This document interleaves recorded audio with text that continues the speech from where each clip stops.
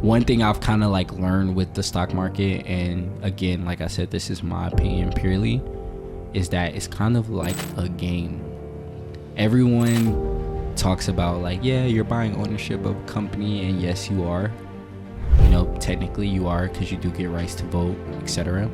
But at the end of the day, there's also psychology in the stock market, and there's also like a sentiment of human behavior. Welcome to another exciting episode of GWP Podcast. Today we have a truly inspiring guest with us, the dynamic and multi-talented, and my friend Kolby McGowan. Kolby is a name you will want to remember. He's not just a former 3 sports athlete, including football at the prestigious Cornell University, but also the author of the groundbreaking book, Empower Your Financial Future. This book is a game changer, breaking down complex financial concepts into everyday language, making personal finance management and investing accessible to people like you and me. In this episode, we dive into the incredible success of Kolby's book, and he shares his journey from his hometown in Tennessee to the corporate landscape of America, where he now thrives in the world of finance. But that's not all. We also explore some personal insights from Kolby's life. He opens up about the challenges of dealing with Imposter Syndrome during his college football career, and how the invaluable traits he developed on the field continue to shape his personal finance strategies today. Join us as we delve into the fascinating world of finance, learning about Kolby's journey from buying his first stock to giving back to his community and beyond. This episode is packed with insight and inspiration that will leave you motivated and ready to take control of your financial future. Are you ready? Let's dive in. We got the man here, Kolby McGowan, man. All right, GWP Podcast. Welcome to another episode of GWP. Of course, our goal is to bring you relevant information that can help you to be successful on your financial journey. And so that journey continues. And today we have a guest, Kolby McGowan, with us. Kolby has an incredible story. Let me just start with that. To begin with, Kolby went to Notre Dame High School and then transitioned to Ivy League, played for the Big Reds, played multiple positions while he was in high school. Not only did he play multiple positions, he was also a 3-sport athlete, won a lot of accolades, which I'm not going to dive into all of your accolades. I'm going to let you dive into all of that for us. But Kolby, welcome to the podcast. Thank you. It's a pleasure to be here. Yeah, it's amazing to have you here. Of course, you're a published author. Congratulations on that. You. I think it's an amazing accomplishment, mostly because 75% of young adults say they still need financial literacy help, which is incredible. This is actually based on research from annuity.org. 75% of teens are actually saying they need more financial literacy. And the research is actually really, really interesting. And for you to write a book that actually helps to close that gap, I'm super excited to talk to you about your book today. But not only that, I think, like I said, your story is incredible, right? You grew up in Tennessee and transitioned. Now you're all the way here in San Francisco. I feel very fortunate to have come into contact with you. Thank you. And I believe my listeners should feel very lucky to be hearing Kolby's voice on the podcast today. And so without much ado, Kolby, for anyone that's listening to the podcast and wondering, what is the story that I'm talking about? What is this three-sport athlete that we're listening to today? Who is this published author, Kolby McGowan? Can you tell us a little bit about yourself? Yeah, so thank you so much for the introduction. Again, it's a pleasure to be here. I've kept up with this podcast for a while, so know that this is definitely a good platform for listeners, of course. A little bit about myself. I grew up in Chattanooga, Tennessee, and at a very young age, my parents just threw me into sports to keep me busy. There's not much to do in Tennessee. So I guess that was their way of just keeping me busy. And they put me in baseball, basketball, football. And when I was younger, I didn't really like football. Baseball was cool. Basketball was okay. Wasn't that good at it.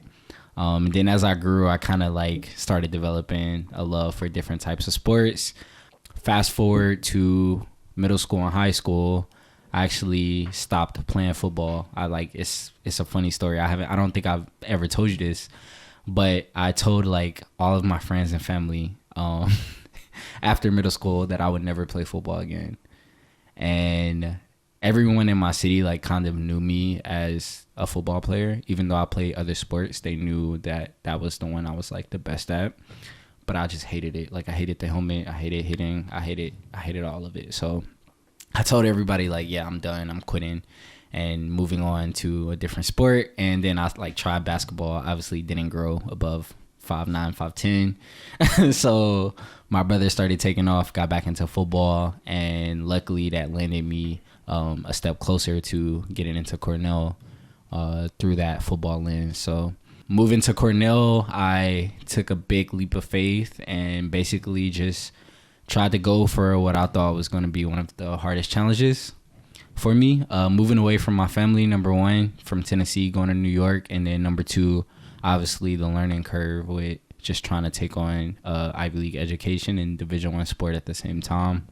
And then, once I got to Cornell, networked there, met a lot of people, and started trying to really hone in on what my goals in life were. And from there, just kind of went deeper. And I don't know if we're going to, dive into this after this. I know I'm talking a lot right now, but I got into finance actually in Cornell. That was like my first introduction into the world of finance because we'll hint at this a little later, but Tennessee, we just don't have that much exposure to financial markets similar to like big cities and big metro areas like New York and California. Yeah, that's true, right? Especially when I think of my story also growing up in Ghana, right? There's not a lot of finance being talked about in Ghana. Had no idea what the stock market is. Very recently when I went back to Ghana, I was actually looking at the Ghana Stock Exchange and I'm like, okay, what do they trade? What's happening here in the financial markets? But I had no idea about that kind of stuff until I think very late in my education career. So maybe I was my second year at Union County College. I started to learn about investing, stock markets, and so on. Started to realize, wow, I can put $5 here and it could turn into $10. That's actually real interesting. But how does that happen? Right. So I started to uncover some of these things and the journey continues today. But thank you for sharing, that intro. And one thing that I kind of wanted, let's continue to talk about is your football career, right? Actually, before we even dive into your football career, at a very young age, your parents put you into organized sports, right? What was that like for you growing up?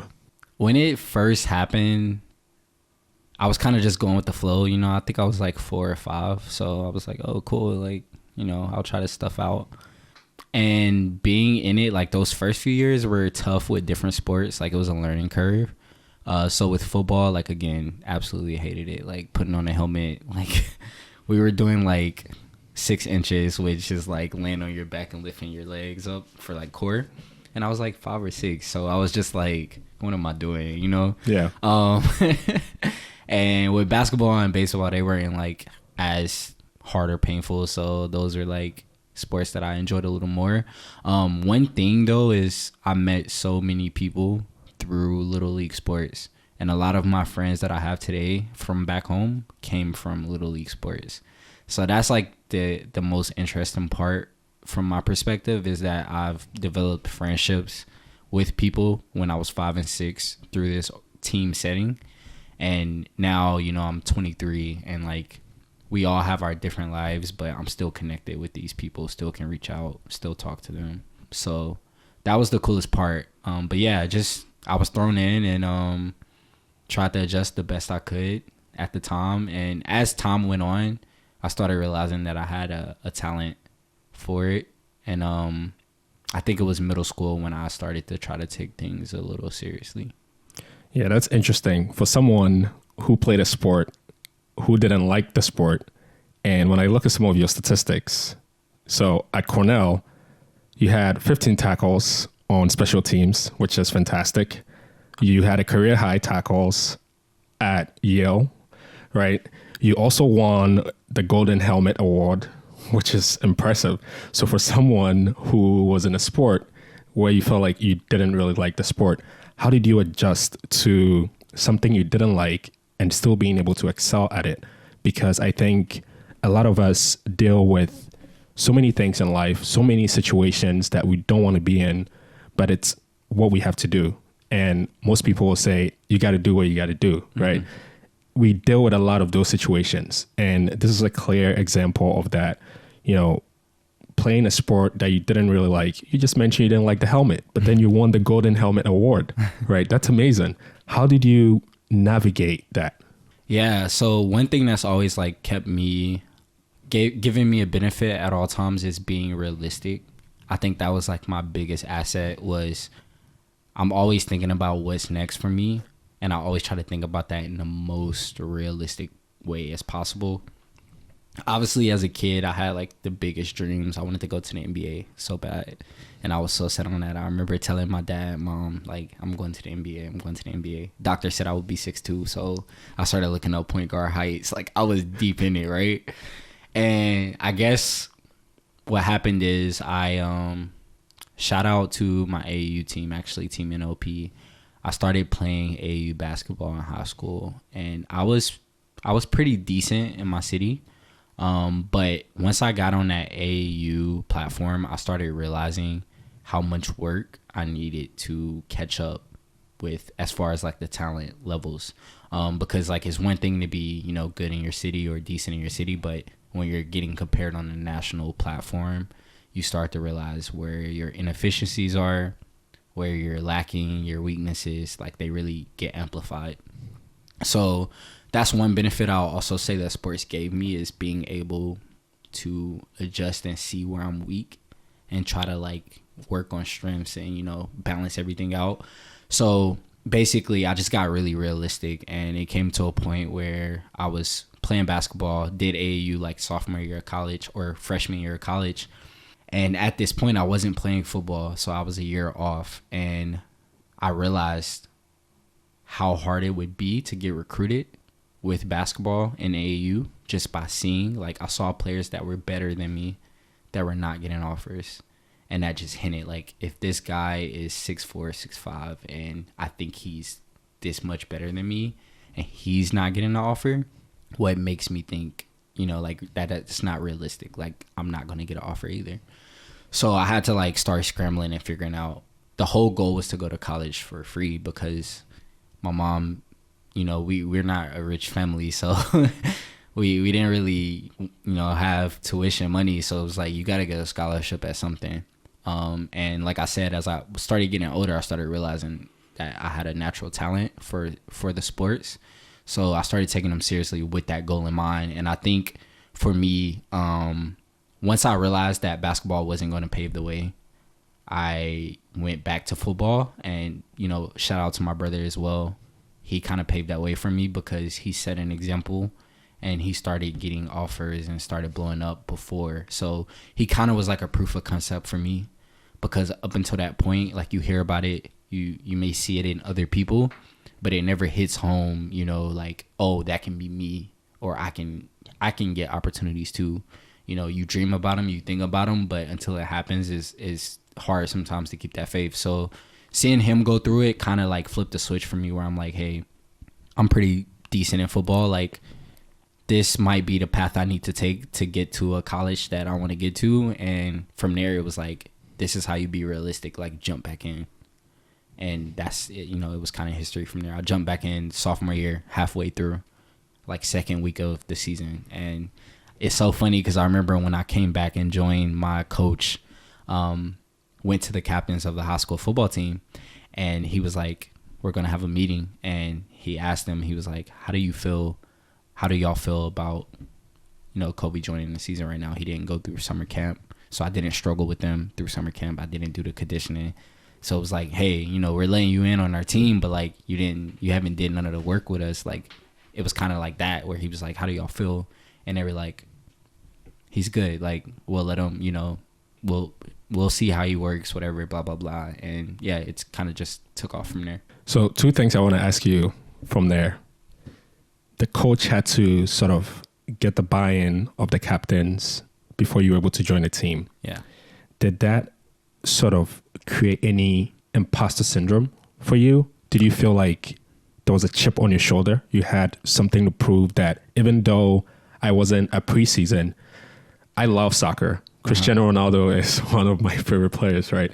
And during his most recent spell at Manchester United, this kind of happened where he didn't show up for preseason, but we also know Cristiano Ronaldo probably doesn't really need preseason, right? So he didn't really have anything to prove.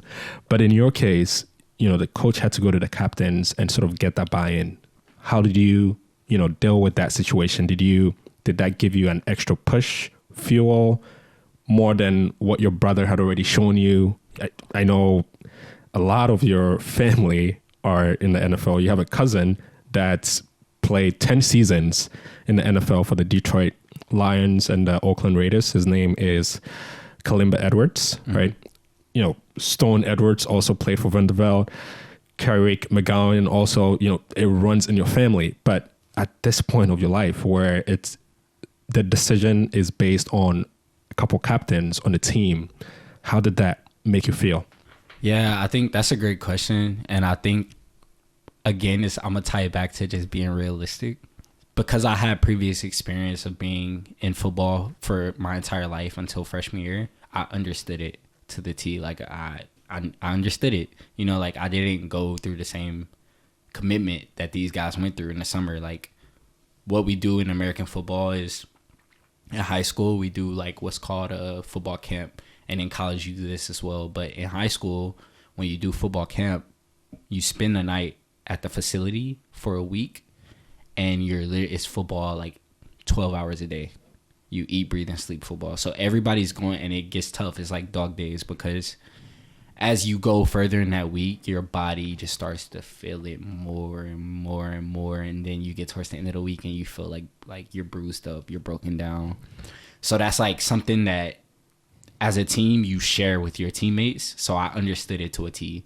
And I even on top of that, it was like when I got to that high school and when I told people I wasn't playing football, everyone was like shocked. Like, all the football coaches at that school were, you know, they would see me in the hallways, because you have to be a teacher, you know, to be a football coach as well.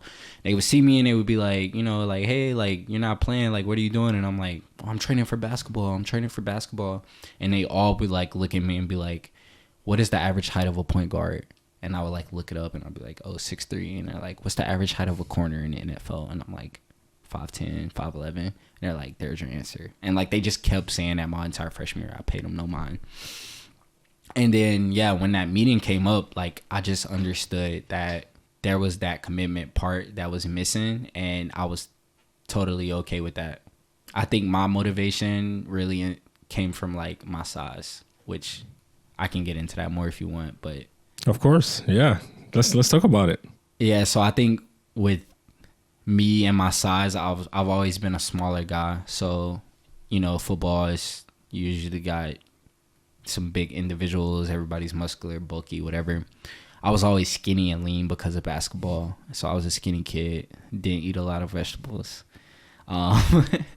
So that was a chip for me, because once my brother started actually blowing up, he was going to these like big schools. So, you know, like Clemson, Georgia Southern, Georgia Tech, like these schools that play on TV. And I was going with him to several visits. And I remember every visit, coaches would come and look at me and they'd be like, oh, hey, like, who is this? And he would be like, yeah, this is my younger brother. He plays football too. And they would just start asking me questions. I'll tell them. And then they would be like, you know, what year are you? How much do you weigh?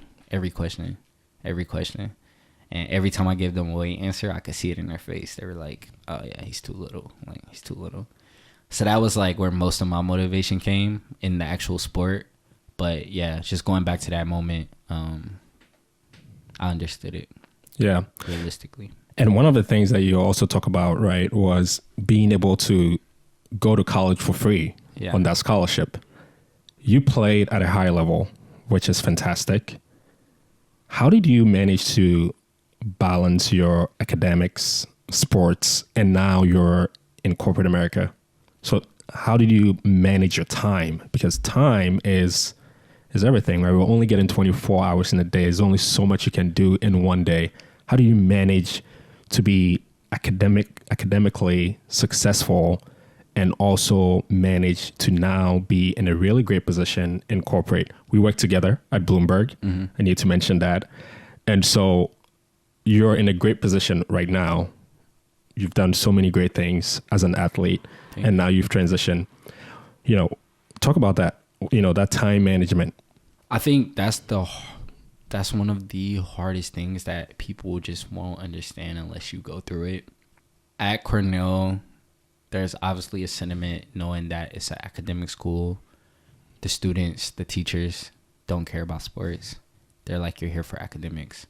Your coaches don't care about academics. They're like, you're here for sports. Just make sure you don't fail out of the college. Like, keep your grades eligible so you can play. But like, you know, there would be times where it was like, I need to go to office hours for this class because I'm struggling. I don't understand what's going on.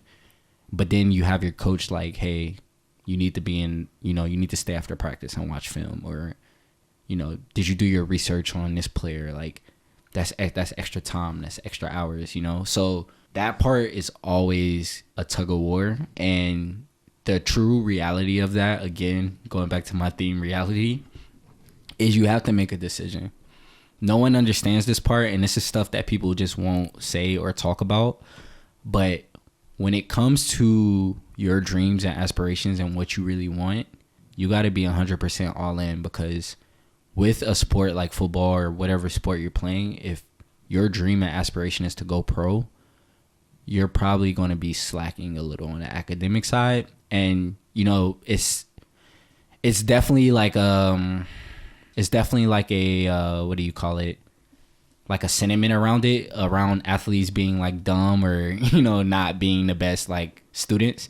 But the reality of it is there's the time thing is so like real, because in order for you to get good at something, no matter what it is, I don't care if you want to be an author, if you want to be a podcast, you know, person, if you want to be a vlogger, if you want to be an actor, you have to put time into that. Like, you only get good at something by doing it over and over, repetition, over and over and over. Yeah. So with balancing both, it was just like, I knew I didn't want to go to the NFL. That took pressure off of me of being like, okay, I got to choose one or the other. Because a lot of guys, you know, and I saw it firsthand in college, a lot of guys, everybody has that dream since they're kids. So you get to a Division I level, you're that much closer. Like, we had NFL scouts at our practices. We had all 30 teams that came through our practices. So like, the eyes are there, you know, it's there, and they're going to find the talent. But that was never my aspiration. So it was easier for me to, you know, and I have to shout out one person. I don't know if he'll watch this, but JT Baker. That's my guy, JT Baker. He lives in New York City, works in investment banking now. And when I first got to Cornell, my first year, I stepped in the locker room. This was maybe before I even had to report. Stepped in the locker room, you know, just to check stuff out. I was with my parents, and JT was one of the first people I ran into. And I just remember talking to JT. He was like, yeah, you know, like, I'm working with the Minnesota Vikings in the summer, you know, blah, blah, blah. Usually athletes don't work summer jobs. And this wasn't even an internship. This was something he sourced from a network connection. And I was like, I just wanted to learn more. And he was a sophomore at the time. I was going into my freshman year, and he just started talking to me. He's like, he basically was my business mentor, where he was like, this is how I do this. This is how I follow up with people. This is how I connect with people. This is how you write an email and update an important person at this company of how your journey in college is going and what you're doing to get closer to a goal that you have. And he was a big influence on me in that aspect of like, okay, I'm playing football and like I'm giving my all to football, and I can do, I can do good, but I also can't neglect the academic side, because, the reality again is if you want to go to the NFL, you most likely are going to have to negate the academic. There's just not enough time. The competition is too much. There's always somebody working, right? So if you're competing with someone that's working right now, you better be working too, or you're losing. And that's just the true reality. So like in that case, I had no pressure for that. And it was like, I can focus on academics because that's where my life is going to be after football. So I really took that serious. And, I tried to network. I took his advice. I went to events. I went to seminars. I still made office hours when I could. So, it was a balance. And because of that, my football career didn't go the way I would want it to. Like, I didn't have a crazy season or, crazy accolade in college. But at the end of the day, I can't complain, You had the experience. I had the experience, and life is great since then. Life is great, man. It's a string of experiences that gets you to this point. Sometimes you don't really realize the journey that you're carving out or the path. You don't even know who you're inspiring, but you keep going and stay focused, and it all comes together. You'll be surprised.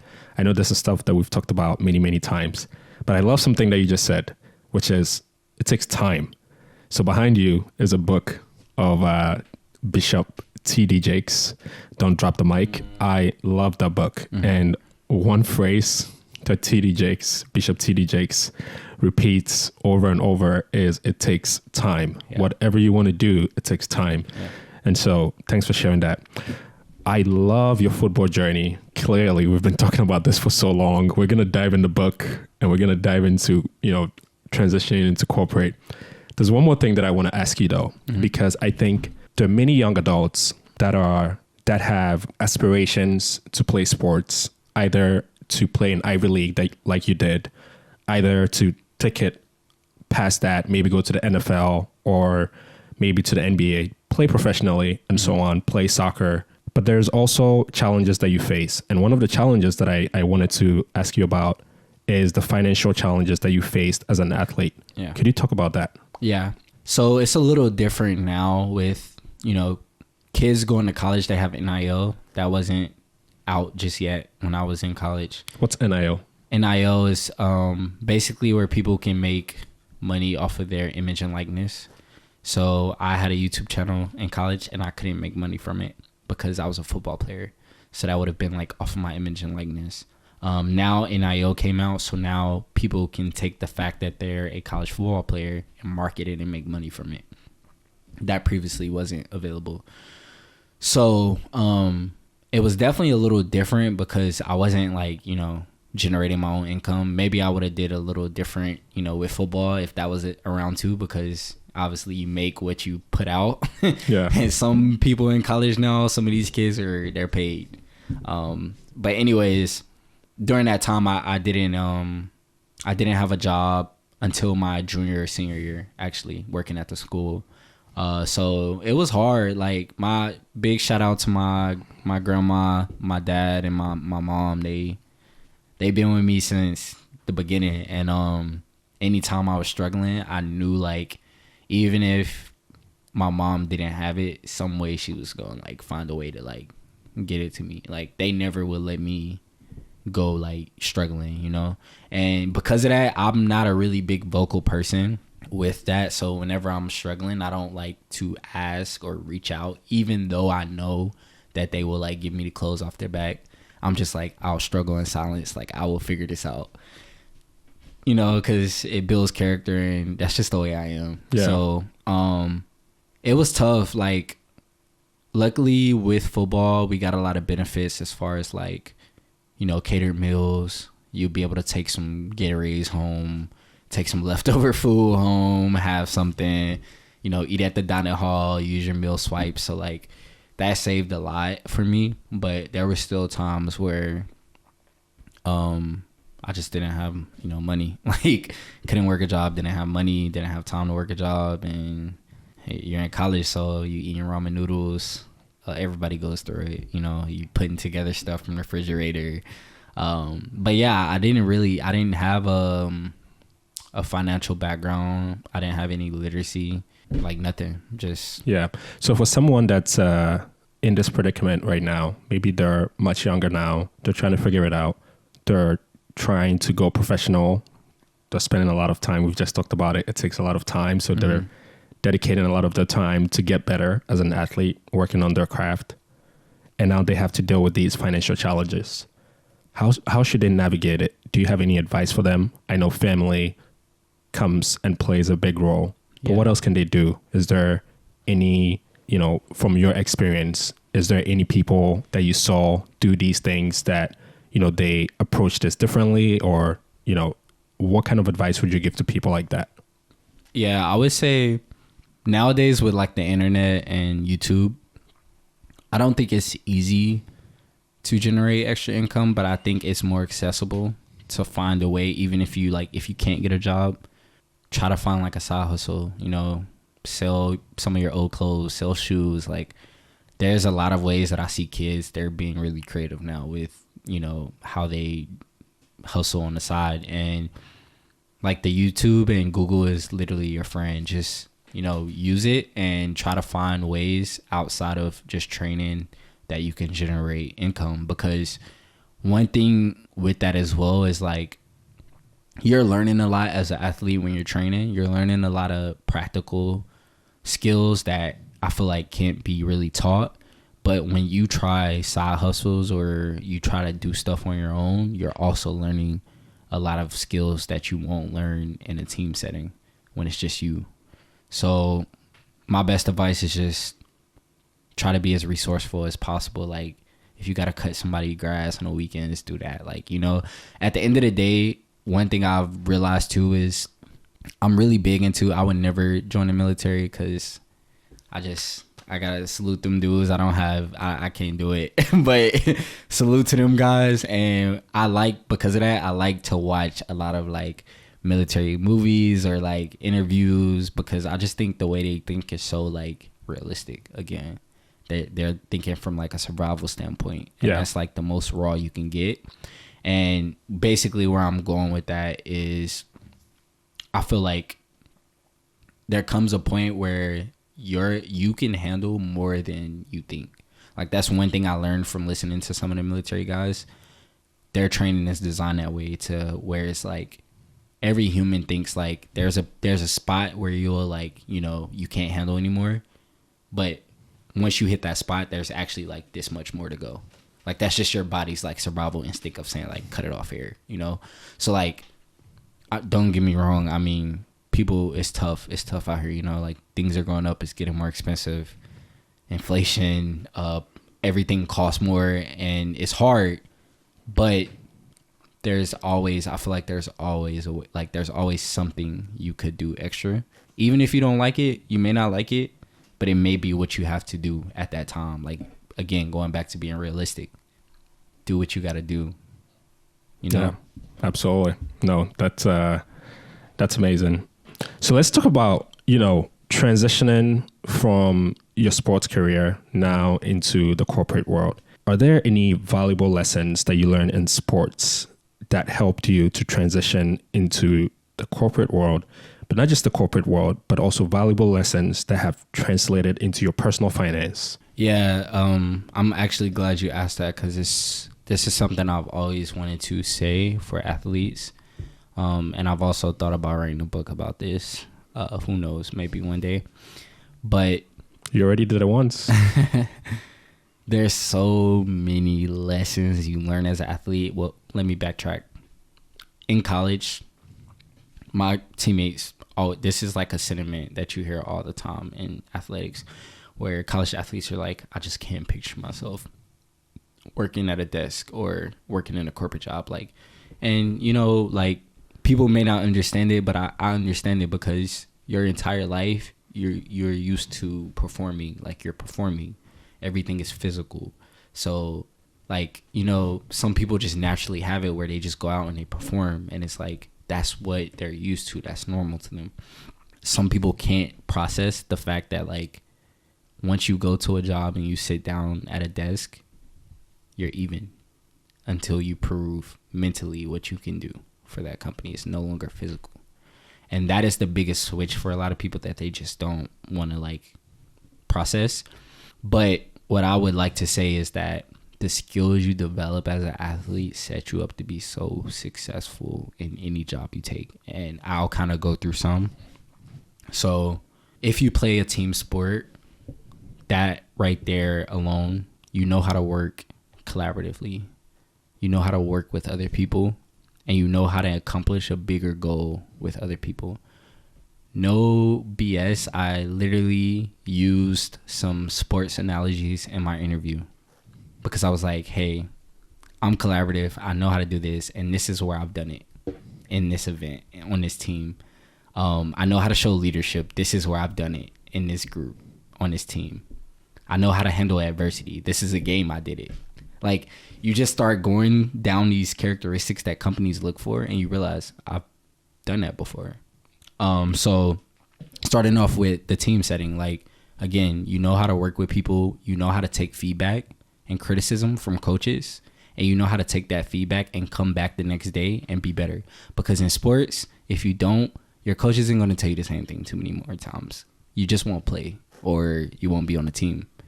So you quickly like learn how to take that feedback and be like, boom, okay, I'm not making that mistake no more. Like, you're not going to yell at me about the same mistake. In the workplace, it's not as intense with that. You know, like, you get feedback from a manager. It's like, hey, you can go about this better this way. And some people don't know how to handle that. But like, as an athlete, I literally told my managers, even at Bloomberg, I'm like, hey, I want feedback. Like, that's how I thrive. That's how I improve, because that's what I'm used to as an athlete. And their feedback is way better than a coach cussing you out and right, calling you all types of names. You gotta get up, man. You gotta get up. Let's go. The coaches will insult you until you're like at the bottom. What are you, a sucker? Yeah. Get up. Let's go. Yeah. They will put you down until you put yourself back up. Right. So, you know, it's way better now in corporate when you get feedback. You're like, yeah, I can do that. Like, that's no problem. Yeah. So that's number one, you know, the team aspect. And then there's the adversity part. And it's like, you know, in a corporate job, there's going to be roadblocks you hit. There's going to be times where you mess up. There's going to be times where you come across problems and you don't know what to do. Like, we solve problems every single day at our job. You do the same in sports.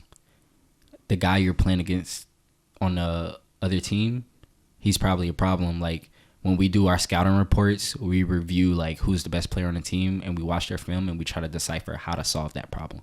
This guy has scored this many touchdowns this year. How do we make sure he doesn't do that to us? It's a problem solving. Adversity, things don't go right in the game.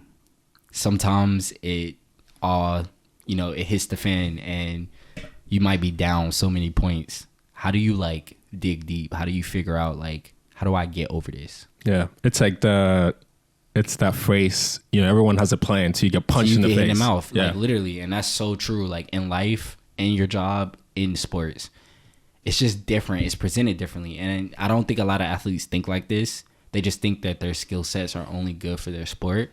But if you've been playing, usually most athletes who play in college, not all, but most have been playing since they were a kid. Because again, the time thing, right? So I'm 23. If I started playing when I'm 4, that's almost 20 years of experience. Same with the job. Like, if you had 20 years of experience in your current role, you'll be a beast, you know? Yeah. So it's the same thing. Like, it's across the board. And outside of the adversity, you have the collaborative skill, and you also have like a planning skill, like being preparation. One thing I learned in sports is how to be over prepared. And once I get in the corporate world, we have meetings. You have client visits if you're doing, some type of client facing work. if you're having a meeting with your boss, a presentation, whatever it is, that's something you have to prepare for. And I learned the best in sports of like how to sit down the night before or weeks before and, you know, map out what I'm going to do, how I'm going to do it. So when it comes, it's easier than what it's expected to be. Yeah. And then the last one is going to be, I just had this on the tip of my head, actually. So I said teamwork. I said adversity, being prepared. Perseverance, for sure. Perseverance is one because I kind of put that with adversity. Okay. It's like when stuff hits the fan, how do you respond? Right. Because it's not going to always go your way. Yeah. Would it be... I have it. Go ahead. So lastly is going to be how to get an edge and advantage. One thing you're taught in any sport is how to be competitive. I think not all, but a lot of people who don't play sports, that's something they have to learn. And it's hard to learn if you've never been in that environment, because some people look at it as like, oh, you're comparing yourself against people. But like in any sport, especially for you to be on a college level, coaches look for that. Like that's one of the recruiting points. How competitive is this kid? Like, do you hate to lose? If so, they know like you're going to give your all to everything you have and you're going to perform your best. And that is something that carried over with me to a corporate world, because now, you know, no matter what you're doing, I don't care what job you have, you can be in the back kitchen at McDonald's, you have competition. Like anything you do, there's competition. Yeah. As a podcaster, there's other podcasters, you have competition. Right. And the world, like, no matter if you like it or not, it's not going to go away. Like, they're not just going to be like, okay, everybody, like, this person doesn't like that we're competing with them. Like, let's just stop. Like, nobody's going to do that, right? So, again, going back to, like, being realistic, me being in that environment where I had to compete day in, day out. There's somebody trying to come take my job every single day. And now I'm in a corporate role where it's like, you know, you can perform good and a little better than peers. And it's like, you know, you may know your job's a little secure, or you may feel like that. But, like, how do you stay competitive? How do you stay trying to elevate up the ladder? Yeah. It's the same thing. So I think those are, like, 4 key things that I have in sports that translate directly to being in corporate. And there's probably so many more that I could just start to come up with. Yeah. Training, you know how to, you know, get an advantage and put in extra time as an athlete. Like, one more, just that one more mentality. Yeah, you have to, because you're going against millions of other people, and they all have the same goal. So it's like, if I'm sitting on the couch and he's sitting on the couch, we're both not going nowhere. Like, we're doing the same thing. Yeah. If I'm sitting on the couch, he's sitting on the couch, but you're on the field at 5 a.m. every day and 4 p.m. every day for 300 days, you just got 300 days better than me, because I didn't do that. Yeah. So that's time, like, I didn't put in. Right. And that's where it's the same thing. So with the job, I've learned that as well. It's like, if I'm struggling with something, or if I want to get really good at something, I just put extra time in. I might come in the office when other people aren't there. Yeah. That's the advantage part of it. Like, same thing with training. It just kind of, you know, goes hand in hand. Yeah. I know you have the Kolby shirt on, so shout out to Kolby, because I want to quote Kolby right now. One thing Kolby talks about is, imagine if he wakes up at 3 a.m, gets a session in from, let's say, 3 to 4, takes a nap, goes back from 5 to 6. You just woke up at 6. Yeah. Or let's say from 5 to 6, he gets another session in, and then goes in from 7 till 8, gets another session in. He's got 3 sessions in, but you wake up at 8. Before you woke up, I already got 3 sessions in. Mm-hmm. You're never going to catch up to me, right? I'm always going to have that competitive edge that you're talking about. And that competitive edge doesn't come from being handsome or, you know, being the tallest person in the room. It actually comes from performing and delivering. Mm-hmm. So, man, shout out to Kolby, and thanks for sharing that. That's funny you actually mentioned that, because I was going to ask if you heard about his actual story, like the workout schedule he had. You kind of like mentioned it. Yeah, I mean, was his workout schedule. Yeah. And I just think it's so funny, because he actually mentioned, like, there's 2 other quotes he has, and don't quote me on this directly. Like, I might be missing some words up here, but he he was talking to some people and they were like, you know, like, how do we get as good as you, or like how do we catch up? And he lists out his like workout schedule, and he's like, have you been doing this? And they're like no, but we can start. And he's like, nah, I started this like however many years ago. You'll never catch up. Like, I already have that amount of years ahead of you. And then on top of that extra work he put in goes into confidence. So now when he's on the court, he's taking these crazy shots. He might be ball hogging, and people are like, "What? Like, this dude is cocky." Like, but no, he's just put in so much work that he's so confident in himself because he knows that he's been doing. You know that he knows that he's done the work. Exactly. Yeah. So I just thought that was amazing. So all of these traits that you mentioned that helped you transition into corporate, how about the traits that? Because I think some of these traits also helped your personal finance, right? Planning, huge, right? If you're able to be a good planner, how much can your personal finance situation improve? If you're able to deal with adversity, right? Our finances are not always straightforward. You mentioned you started in Tennessee, right? There isn't a lot over there. Same for me. I started in Ghana, West Africa. And where I grew up, there isn't a lot over there. So you have to deal with this adversity. And even though you don't have a lot, you still have to be able to plan with what you don't have, which is really, really interesting. Are there any other traits that also helped with your personal finance? Yeah, I think one thing for me is, this was another thing I left out actually with the sports, is the ability to learn fast. Because you learn really fast. Like, it's like, especially with football, I can't speak for all sports, but with football, we have playbooks where you have to, you know, and in college, they're pretty complex playbooks. So you have to learn all the plays just like you would learn school material.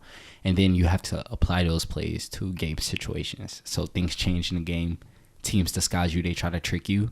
And you have to be able to pick up fast, or else you're going to be on the bench. So, like, it's like a do or die thing, right? Yeah. And I think that's one thing that helped me a lot in finance and in my job. Obviously, at Bloomberg, we're constantly learning. And the ability to pick up on things really fast and, like, okay, I know what this means. How do I apply this? Like, I've kind of gathered a gift of that throughout the years, and I think that's came from sports. And then with finance, like, I had to learn, like, all of these new concepts. You're learning everything from scratch. It's like you're learning in another class. So being able to learn this stuff and actually process and pick it up was like a very tangible skill that paid off. Yeah. Man, finances are a very, very important part of our lives. We cannot do without it. So I think for you, having that experience as an athlete, being able to deal with that adversity, being a student athlete, not having a lot, being able to plan with not having a lot and still be able to be academically successful, and now you're being successful in corporate. I think that's amazing, you know? And so shout outs to you for that. Thank you. Yeah, man. And I think that's a good segue into our book. Yes, sir. Right? Because we're talking about finances, personal finance. And, you know, I think when I think about my story, I had my first job at Aeropostale when I was about 17. I was probably getting paid about $7 an hour at the time. And I remember like it was yesterday, my first paycheck was like $150. And half of that money went to my mom, you know, and I quickly realized the money was gone. And I was like, dude, I just worked almost 2-3 weeks. It was my first paycheck, including my orientation money and all of that. And I was like, what am I going to do? How am I going to get to work? I have no money. I was like, all right, you know, I'll figure it out. It is what it is. Fast forward, I get paid again. Now I need new shoes. I got to look good. Yeah. But then the money was gone again. Then I heard that people live paycheck to paycheck. I'm like, what is paycheck to paycheck? Well, that's when you get the money and the money is gone. And now you're waiting for the next paycheck. And I was like, that's me. Yeah. All of my money just goes as soon as I get paid. Yeah. So eventually I figured, okay, this next paycheck, I'm going to keep $50. You know, I'm going to spend everything, but I'll keep that $50. I kept that 50, and then I got paid again, and then I kept another 50. Now I had 100, and I was like, oh, I see. That's how it works. It feels good. It feels good to know that I didn't spend all the money, and when I get paid, I get to stack it up. Yeah. So now I started putting the money away. And mind you, I grew up in Ghana where, you know, there's no one teaching you, hey, you know, when you get paid, you know, you should put some of that money aside so you can have it for later on. And you also have to take the bus to go to work, so you're going to need some of that money. I had to come up with all these concepts on my own, you know, and I started to realize, okay, the more I save, the more comfortable I got, the more I'm able to do things that I enjoy, the more I'm able to say yes to a lot of things because I don't have to think too much and say, oh my God, okay, that's going to cost 50. I only have 12. I'm not going to be able to do it. And so I learned these concepts very on the fly, which was really helpful. Now, in the beginning of the episode, I mentioned 75% of teens say they still need financial literacy. You've taken that responsibility to write a whole book. Not only did you write a book on financial literacy and personal finance, you're closing a gap that needs to be closed. When we look at the wealth disparity, it is astonishing. If you've never looked at it ever, I'm going to make sure I drop some resources in the show notes and you can take a look at the wealth disparity in America. It is crazy. A lot of work is being done to close this wealth disparity, whether it's Goldman Sachs now investing in Black communities, whether it's companies like Bloomberg trying to empower people like us, you know, colored people financially, or helping communities. A lot of work is being done, but there's still so much work that needs to be done. And so every single effort to close this gap needs to be recognized. And so I want to make sure that you're recognized for the effort that you put in to write this book and help to address this issue. So congratulations again on the book. Thank you. But I think, walk us through the journey of writing this book. You know, how did you come up with the idea? What was the process like? So I'll start from like the very, very base, even before college. Growing up in Tennessee, like obviously with our community, specifically minorities, African American community, I think what happens a lot is, you know, I don't want to get too deep into like history because everyone has different opinions with that. But I think there comes a point where we don't have wealth in our bloodlines. So what happens is people grow up without having a lot of money and they make their own money and they want everything that they didn't have when they were younger. And I think that's an ongoing cycle for a lot of people because that happened to me when I first started working here. That happened to me. It was like, hey, I got a check now. Like, let me go get these. Like, shoot, let me go get this PlayStation 5. Like, I don't have to ask nobody for it no more, you know? And then it's like you're trying to catch up and live a life that you wanted. And I'm not saying that, like, don't get me wrong, I wasn't like some poor kid that just didn't have nothing. Like, I know people back home who were like that, and that's mainly what like my, you know, goal is, because I have like, you know, people that I'm not as close with that I grew up with that I know were like going through struggles, you know, like real struggles, where I always had, you know, my grandma to catch my back if something went down, or my mom and dad, they would scrape it up, they would come together, they would do something. Like, we weren't that down bad. And my mom tried to give me everything I wanted, but again, I think that's like the root of it, right? So I think that happens with a lot of families, especially minority families. I think families who have wealth don't experience this issue because it's taught. As you're a kid, you grow up in it and they teach you, like, you know, this is how you do this. This is how you get this benefit. We bought you this property when you're 3. Now you have ownership. Like, that is stuff that we miss out on as a community. And again, I'll leave the root of that up to, you know, whatever opinions people have. But that is a true fact that, you know, that's missing from our communities and culture. So that was number one. And I realized that when I got to Cornell, because in Tennessee, people don't, it's very rare you meet filthy rich people. And if you do, they're probably so down to earth because people in Tennessee only care about their families and like being happy. So like people like community, they like cookouts, they like to be together. Like as long as you're with your family, who cares how much money we have? Like that's how it is in Tennessee, right? Then I went to Cornell, and kids got designer on. Somebody had a Lamborghini, and I'm looking at this Lamborghini on campus. Like, why is this kid in school? Like, if I had a Lambo, I would not be in college right now. Yeah. Like, your professors don't even have that. Yeah. So that was an eye opener for me because I was just like, wow, this is insane. These kids, there's kids here who are rich, and that just started having me thinking a little. And I was just like, I've always been a pretty ambitious kid. Whether, you know, at first it started off with just sports, but I had it together academically. So once I started to see this, I'm like, well, how? This is another thing too. I've always had the thought process of like, if there's somebody in this world who's doing something, and if I want to do that, why can't I? Some stuff that doesn't always apply to, like NBA, for example, like I'm not 6'7", like it might be a little harder, but there is, you know, 5'9" people. So if I would have put in more time, maybe. But again, I just always feel like if there's somebody out there who's doing it, why can't I? So I started thinking like, these people have families that have money. How do I make sure that my family has money? Like, and I started thinking, I'm like, how do I do this? Whatever. So I went down a rabbit hole of, you know, trying to learn as much as I can about different things. And I'm going through football at the same time. So now fast forward to college, you know, I'm really busy with football, not really paying attention to anything. I wasn't doing any side hustles, wasn't trying to make any money. I was just trying to play and make sure I passed my classes. And then I heard this story that this kid at our school made $100,000 trading options. Let me backtrack a little.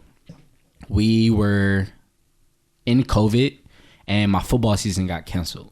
So usually during the fall, I'm like busy all day because I have classes and then, you know, practice, meetings. I get home at like 8, 9, eat, do some work, sleep, repeat. And you don't have time to really do anything else. So when our season got canceled, we were just working out at 4 p.m. and it was like an hour workout, hour and a half. We would lift in the morning and then it would be like going about your day. So I had so many hours. And honestly, I did not know what to do with it. Like, it was weird. And I was like, this doesn't feel right. Like, I'm just sitting here. And that's when, you know, when this guy came over to our house, there was me and 3 of my roommates. And he was like, yeah, this guy made like 100,000. I'm not going to like say his name and stuff. But he's like, yeah, this guy made like 100,000 trading options. And I'm like, trading what? Like, because the kid's name he was mentioning, he was in one of my classes freshman year.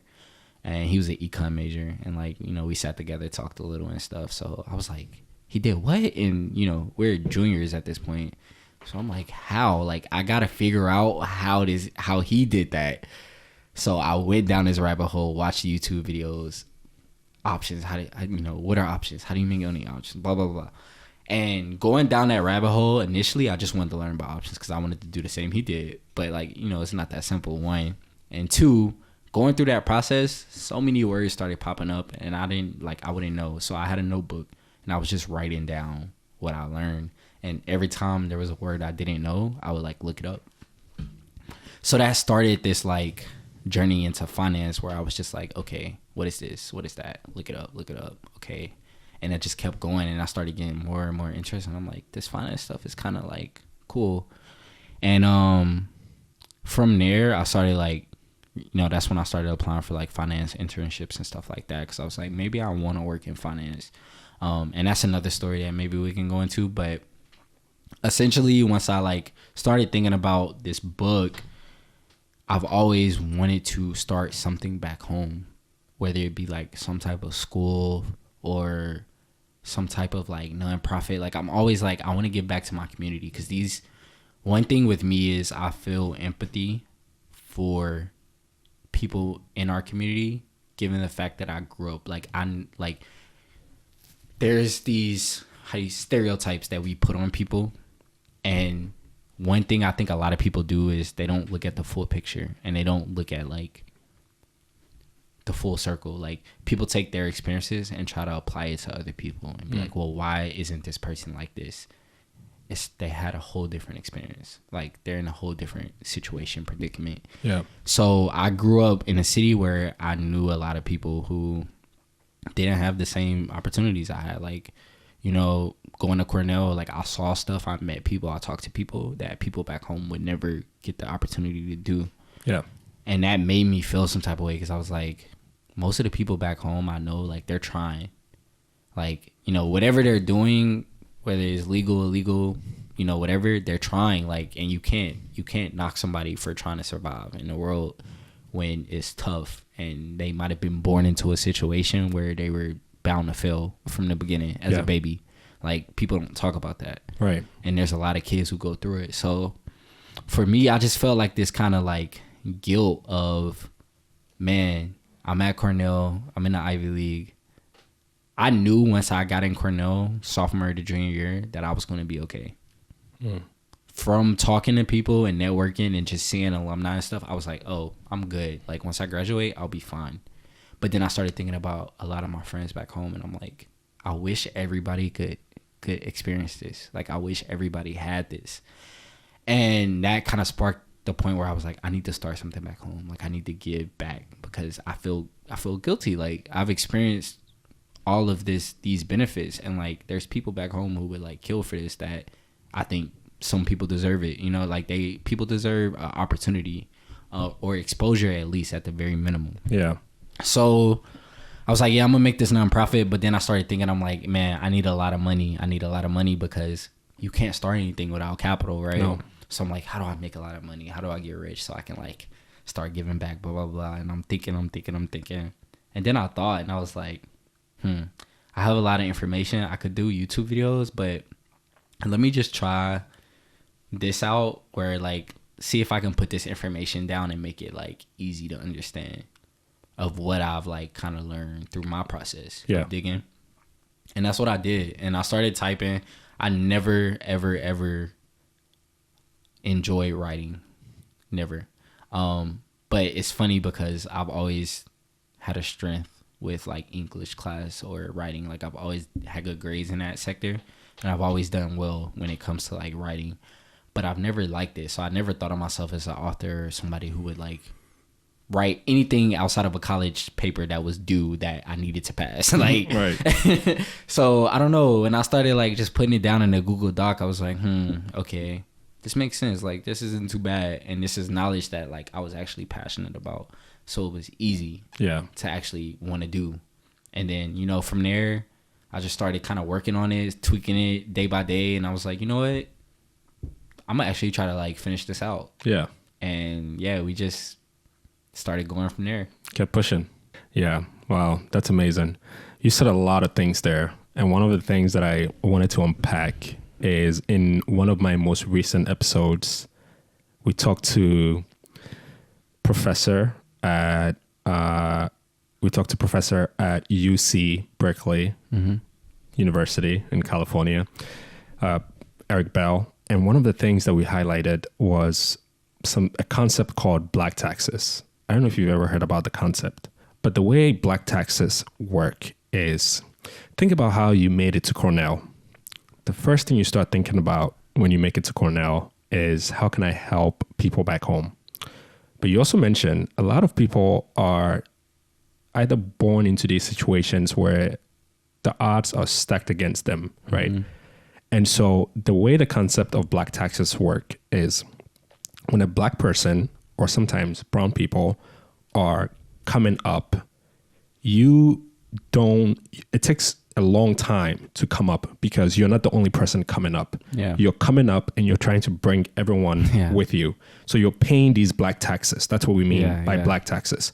So not only are you taking care of your family, you're taking care of your community, you're taking care of, you know, the other people that you've come into contact with that you feel like they could use your help and so on.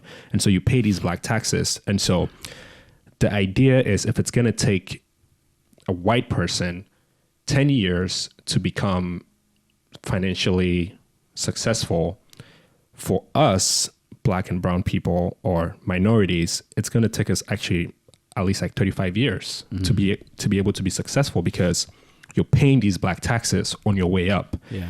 And I just wanted to bring your mind to it, because when you're trying to do impactful things like what you're doing, it's really important to be aware of these things, because they take so much away from you. Yeah. But we also can take away the fact that when you write something like a book, when you're impacting people's lives, especially when people are learning through you, that's the biggest thing you can ever give to someone, right? Because I can give you the information. I can teach you how to fish. I can fish for you. And that's what you're doing, right? You're teaching people how to fish.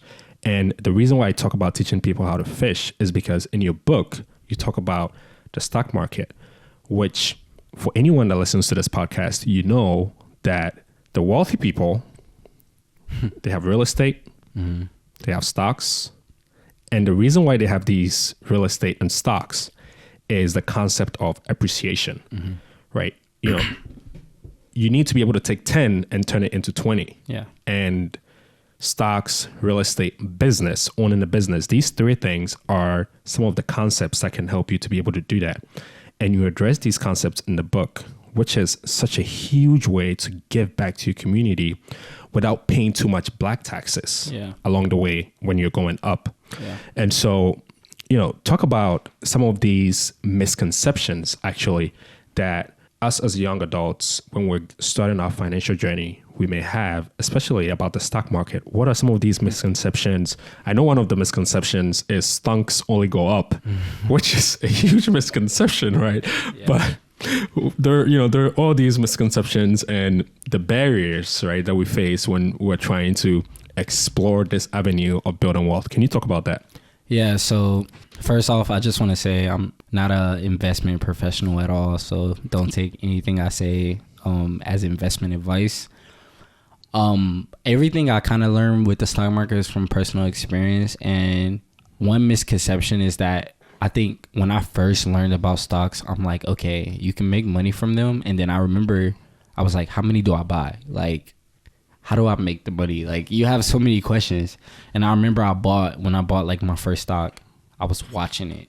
Like, I'm watching it. Like, it's moving. I'm like, yo, I made some pennies. Like, you know, it's I like, lost $5. No. You don't understand it really. So I'm just looking at them like, oh, this is pointless. Like, it went up 2 pennies. Like, what am I doing? You know, like, you don't, because you don't fully understand it. You're still a little ignorant to what it actually is. So one thing I've kind of like learned with the stock market, and again, like I said, this is my opinion purely, is that it's kind of like a game. Everyone talks about like, yeah, you're buying ownership of a company, and yes, you are. You know, technically you are, because you do get rights to vote, etc. But at the end of the day, there's also psychology in the stock market, and there's also like a sentiment of human behavior. So humans move stocks, like volume move stocks. People buying and selling move stocks. So when you move a little outside of like, oh, I like Nike, I want to own Nike. You know, like if you're investing passively, like if you're not really trying to pay attention to stocks, like, yeah, that's, you know, a strategy that people will do. Just pick the companies you like, and every time you get paid, just put a little money in there. Don't look at it. However, one thing people have to keep in mind with stocks and the markets is that there's cycles, and they're going to happen. Like, there's no avoiding them. Stocks don't go up forever, and they don't go down forever. Wait, so stocks don't only go up? No. They go both ways. They go both ways. And what you'll realize is, like, again, like I said, it's kind of a game, and it's a long-term game, because, yeah, your stock might be up and then it might go down, but you may just be looking at 3 months of it doing that. Whereas if you look at it for 5 years, it's going up and down, but it's going up and down, trending up. Yep. You know, like, and that's something, like, that's a concept that you don't understand when you first, like, are learning about the markets and stuff, because you're like, especially as a young kid, like, I can't process of like, okay, I'm going to put money into this and not pay attention to 5 years. Like, so much changes in 5 years. Like, who knows where I'm going to be in 5 years? Yeah. So that's kind of hard to process as a young individual. But when you understand the time value of it, that makes it easier, because it's like you're going to spend this money either way. You're going to get the money and it's going to go somewhere. Yeah. It's going to go somewhere. Like, you're going to put it towards shoes, clothes, food, something, games, or whatever you like. You're going to put it somewhere. So if you're taking a small portion and just putting it into stocks and not paying attention, at some point you're going to look up and you might have a return on that investment. So yeah, I think that's like the overall like main, thing that I took away from it.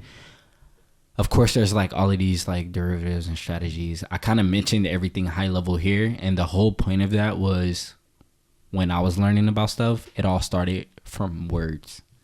It all started from me hearing a word of like, oh, he did this, trading options, and I'm like, what are options? Like, they didn't have to give me the breakdown of that. It just struck interest, curiosity. Yeah. And that's kind of what I wanted to do with the book. I wanted to mention a lot of key things on a high level. So if someone's reading this and they literally know nothing about the stock market, there's no point in trying to teach them from A to B how to do something specifically, because one, I'm not a investment advisor or, professional to be doing that. And two, that should come from within. So if you see something in a book like swing trading or day trading and you're like, what is this? Do your research, like that's how you learn. And that was the whole point. I just wanted to inspire and expose people to these different words that they may have never heard, because up till that day at Cornell, I never heard options, never heard that word in my life. And in football, I know what an option is, but nobody ever told me about financial options. And when it was introduced to me, I thought it was the crazy. I was like, have they been hiding this like under a rock? Like, how come no one knows about this? And they're like, oh, plenty of people know, like, it's a normal thing. And I'm like, no, it's not. Like, no one knows about that.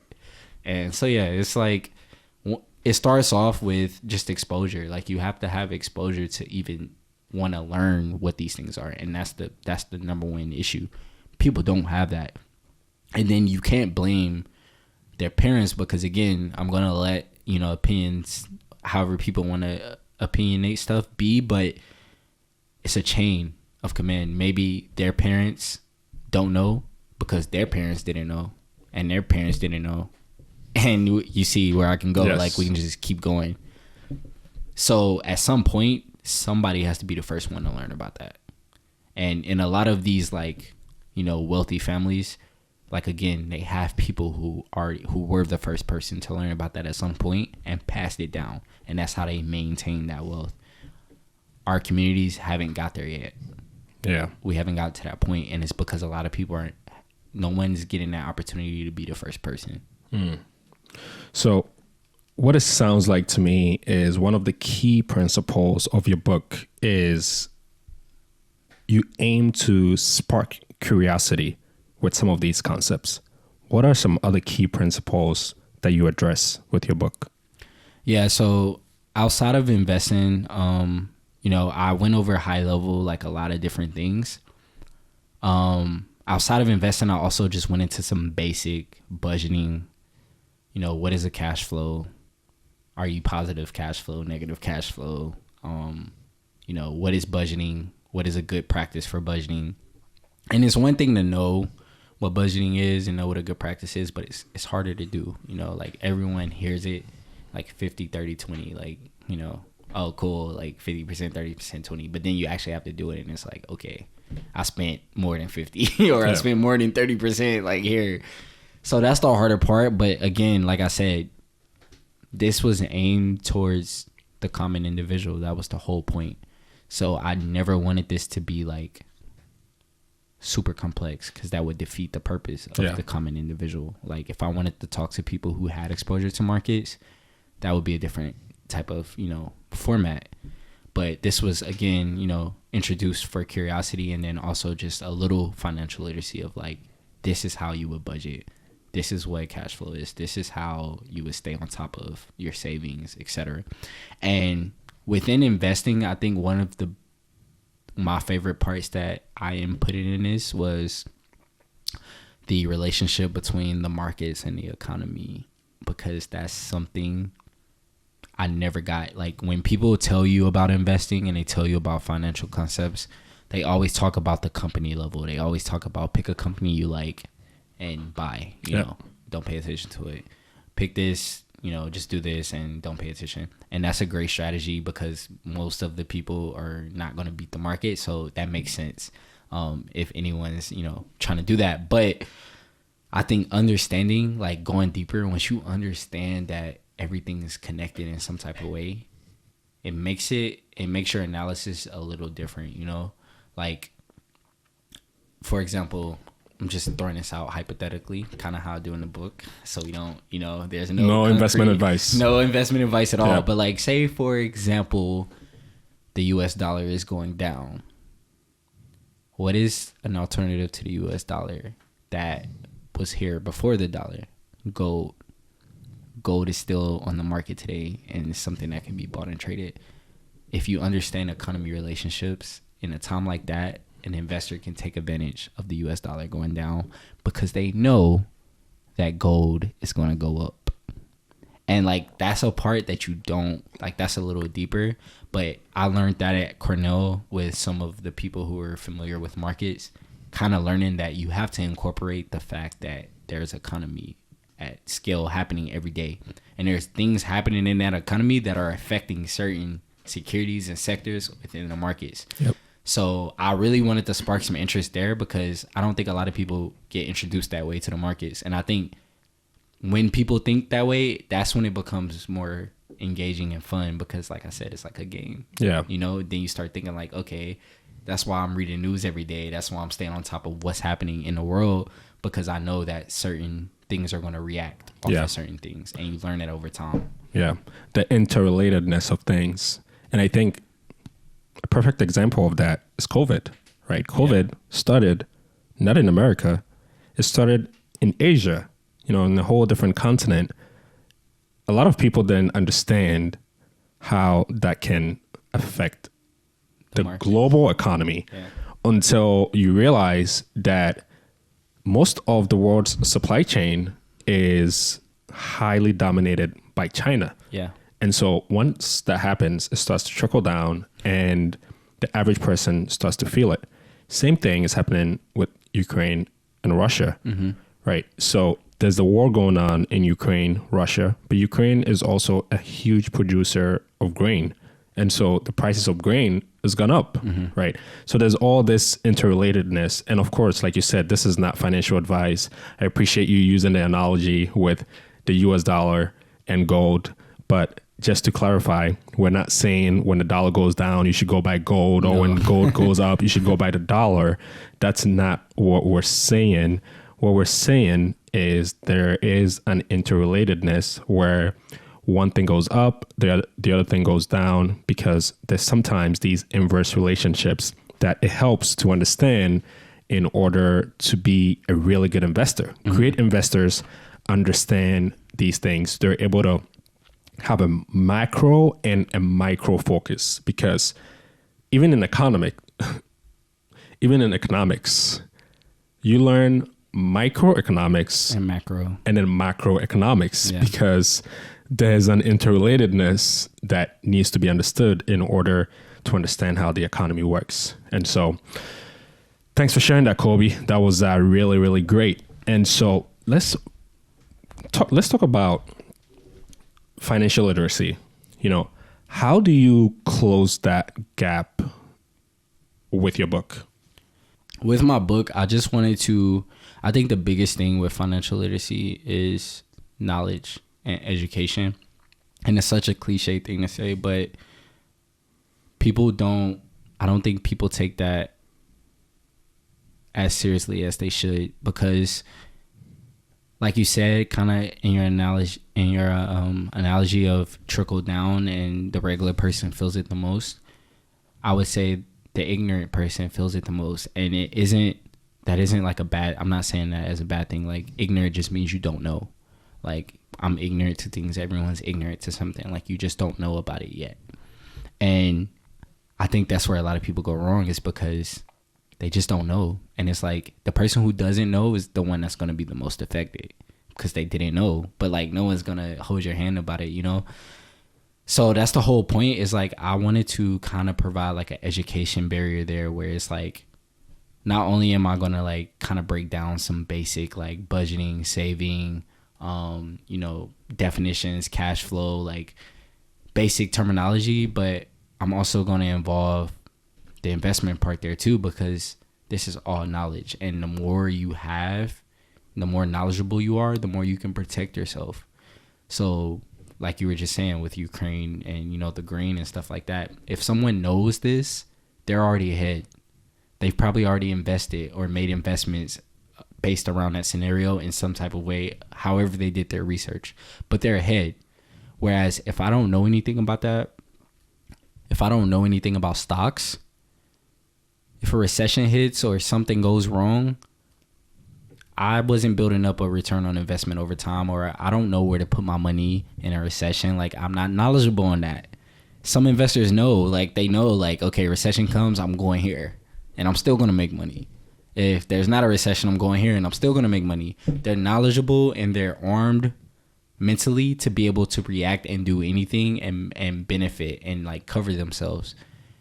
That's what I think is like the biggest thing. And then even with going back to the financial literacy part about like, budgeting and saving, it's the same there. Like if your parents didn't teach you that or put that practice into you, you might be ignorant to how, that actually goes. Yeah.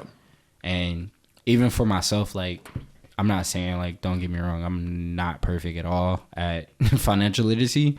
Like, I'm still learning as I go. Like, that's one thing is, like, you should always be trying to learn.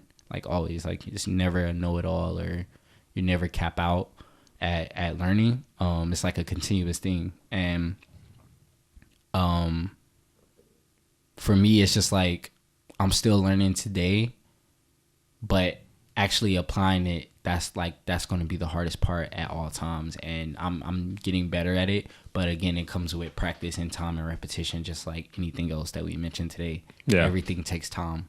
You're not going to turn around tomorrow and be some master financial person. Like, that doesn't happen, and if it does, like, I guess you're just gifted and you have that natural talent, but everything takes time. So it's just repetition. Like, you got to keep practicing and keep holding yourself accountable and actually trying. Yeah. I love how you bring it right back to everything takes time. And I feel like the theme of our conversation today is being realistic, and everything takes time. Yeah. I love that so much. So Kolby, on this podcast, there's a question that we love all of our guests to answer for us. Every time we ask this question, we get a different definition. And I love that because everyone answers this question from a different perspective, which is fantastic. Here comes. What is your definition of wealth? Just in general. Yeah. What's your definition of wealth? Whether in general, whether however you define wealth. When I think of wealth, I think of it specifically to finance, but I'll give like a two-part answer. Financially, I think wealth is having enough capital to, one, live comfortably, and two, provide and give back to others. Like, that's what it means to me. If you're wealthy, it just means that you're not worrying, and you have enough capital, again, to take care of people and give back to others. So that's wealth for me financially. Outside of financially, if I'm thinking of wealth, I'm thinking of like knowledge. And I think wealth can be knowledge, because if you understand a lot of different complex things, and you understand, social relationships, you understand financial literacy, you understand how to move and navigate, I think you are wealthy mentally, because life at the end of the day is going to throw anything at you, right? Like, anything can happen. I could walk out, fall down, pass out, get hit by a car. Like, anything can happen, right? Yeah. You gotta know how to handle stuff. And no one on this earth knows how to handle every single thing. But some people are equipped mentally to solve and be able to move on a spot and be like, okay, blah, blah, blah. I'm going to do this, this, and this, and this. And I think that's wealth, like mentally. I think having that comprehensive skill of being able to react and handle any type of situation, to me, is wealth. I love that. I like to look at wealth in so many different aspects, just like the way you've defined it. You know, there's wealth in health, there's wealth in knowledge, there's wealth in money, there's wealth in relationships, you know. And so thank you so much for sharing that definition. I think that's amazing. Man, Kolby, I think we're gonna break a record on GWP because I think this is one of our longest conversations That's fire. here. Yeah, but I love it. I'm enjoying this conversation. And to be honest, we can just keep going. But for the sake of time and all of our other contributors on GWP, like my audio engineer who's going to be, editing the audio. About that audio engineer. I did YouTube, so I know that this is going to be tough. I'm sorry, man. Our audio engineer is going to say, wow, this was a very long episode, but he's also going to enjoy the conversation, which is fantastic. So it's great. And then we got Greg also waiting for us out there. So that's amazing. But, so for people who want to continue this conversation with you, if they want to connect with you, where can they find you? Yeah, you can find me on LinkedIn at Kolby McGowan. I'll try my best to get back. So, you can reach out to me there, or also my email address, kolbymcgowan@yahoo.com if you have any questions. Usually I'm pretty receptive on LinkedIn. If you don't have a LinkedIn, then you can find me on Instagram or Facebook or something. If you just Google my name. Yeah. Amazing. Kolby, is there anything you wanted to talk about today that I haven't brought up yet, that we haven't talked about yet? I think you covered everything. I just want to say, one, thank you for, giving me the platform and having me on this podcast. I think what you do is, very important to not only just our community, but people in general. People everywhere need this, no matter what color their skin is, who they are, where they come from. And I think you creating a platform with the goal you have in mind, it's just, you got to applaud it, because in the world today, so much going on, so many negative things shown on social media. And when people are trying to do good, you have to shout it out. So just want to thank you for that. And then lastly, to the listeners or anybody who's still viewing, thank you for your time today. And I just think, some of the best advice I can give is tying it back to our theme. In life, no one's going to hold your hand. No one's going to, walk you through everything and try to help you out all the time. You have to be as realistic as possible. Whatever you have your eyes on, whatever you're focused on, whatever is most important to you, be realistic about it and figure out what do you need to do to accomplish what you want to do, because no one's going to paint it out for you. No one's going to roll out a carpet and say, here's your dreams. No one's going to do that. So you just got to get realistic and, get down and dirty. Love it. Man, Kolby McGowan, published author of Empower Your Financial Future. Kolby, it was such a pleasure to have you on. Man, I learned so much on this episode today, and I'm very sure that my listeners appreciate your time coming on to the episode. Spend a lot of time here today, and so really, really appreciate that. Thanks for being on, and as always, we'll catch you later. Fantastic. Thank you, everyone. Have a great one. Hey, dear listener. Thank you for listening to GWP up to this point. It means the world to me. Major thank you to our audio engineer, Jomar Cardoza, our video technician, Greg Scafferty, and to you for being awesome and listening up to this point. And to our guest for coming onto the show. We'll catch you on the next episode. Peace.